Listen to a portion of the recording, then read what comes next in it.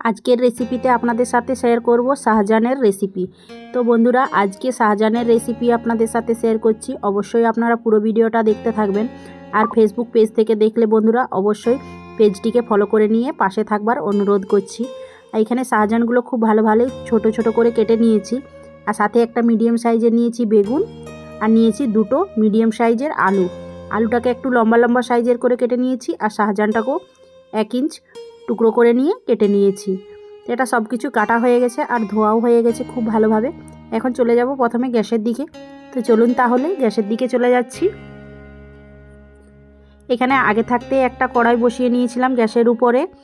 তো প্রথমেই আমি এখানে দিয়ে দিচ্ছি পরিমাণ মতো সরষার তেল। তেলের মধ্যে এখন তেলটাকে খুব ভালো করে একটু গরম করে নিলাম। 1/2 চামচের মতো দিয়ে দিলাম 5 ফোড়ন। তো ফোড়নে 5 ফোড়ন দিয়েছি, আপনারা কিন্তু জিরাটাও দিয়ে নিতে পারেন। আর দিয়ে দিলাম সাথে 2-4টা কাঁচা লঙ্কা কুচি, একটা বড় সাইজের পেঁয়াজ কুচি। তেলের মধ্যে দিয়ে নিয়ে এখন খুব ভালো করে নাড়াচাড়া করে নিয়ে পেঁয়াজটাকে 1 মিনিটের মতো ভেজে নিচ্ছি। তো বন্ধুরা, পেঁয়াজটাকে হালকা করে ভেজে নেওয়ার পরে এখানে দিয়ে দিচ্ছি শাহজান আর বেগুন আর আলুটা কেটে রাখা। তেলের মধ্যে দিয়ে নিয়ে এখন এটার মধ্যে দিয়ে দিচ্ছি স্বাদ মতো হলুদ গুঁড়ো 1/2 চামচের মতো, দিয়ে দিচ্ছি স্বাদ মতো নুন। দিয়ে নিয়ে এখন খুব ভালোভাবে নাড়াচাড়া করে সব কিছু একসাথে মিশিয়ে ভেজে নিচ্ছি 2 মিনিটের মতো। তো 2 মিনিট এইভাবে নাড়াচাড়া করে নিয়ে আমি খুব ভালোভাবে লালচে করে ভেজে নিলাম। তো এইভাবে ভেজে নিলেই কিন্তু এটা ভাজাটা হয়ে যাবে। তো আদা বাটা, রসুন বাটা, কাঁচা লঙ্কা বাটা দিয়ে দিচ্ছি এখন। সাথে দিয়ে দিচ্ছি 1/2 চামচ জিরে গুঁড়ো, 1/2 চামচের মতো ধনে গুঁড়ো। আর দিয়ে দেবো এখানে অল্প পরিমাণে একটু জল। জলটা দিয়ে নিয়ে এখন মশলাটাকে খুব ভালোভাবে মিশিয়ে একসাথে 2 থেকে 3 মিনিট ভেজে নিচ্ছি মিডিয়াম টু লোয়ের মধ্যে।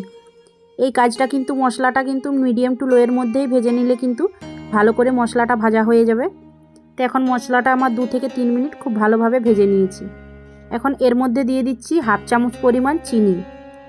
তো চিনিটা স্বাদের জন্য দিয়েছি, এটা দিলে কিন্তু খুব ভালো লাগে, টেস্টটা একটু বেশি ভালো হয়। তো এখন মশলাটা খুব ভালোভাবে মিশিয়ে নেওয়ার পরে এখন পরিমাণ মতো দিয়ে দিচ্ছি জল।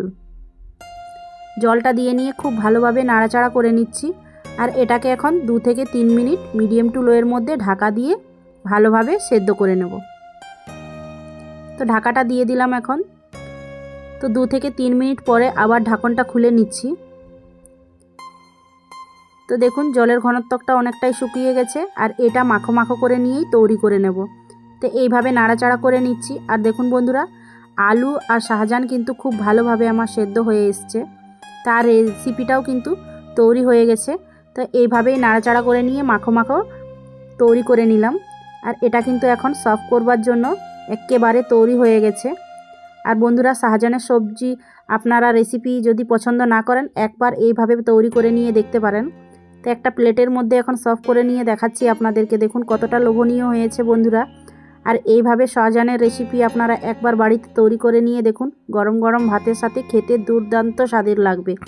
আর বন্ধুরা, অবশ্যই কমেন্ট করে জানাতে ভুলবেন না আজকে এইরকম শাহজানের রেসিপিটা কেমন হয়েছে আর আপনাদেরকে কেমন লেগেছে। ভালো লাগলে অবশ্যই লাইক, শেয়ার, কমেন্ট করে নিয়ে জানাবেন। আর পরবর্তীকালে নতুন কোনো রেসিপির সাথে দেখা হবে। আপনারা ভালো থাকবেন, সুস্থ থাকবেন। টাটা।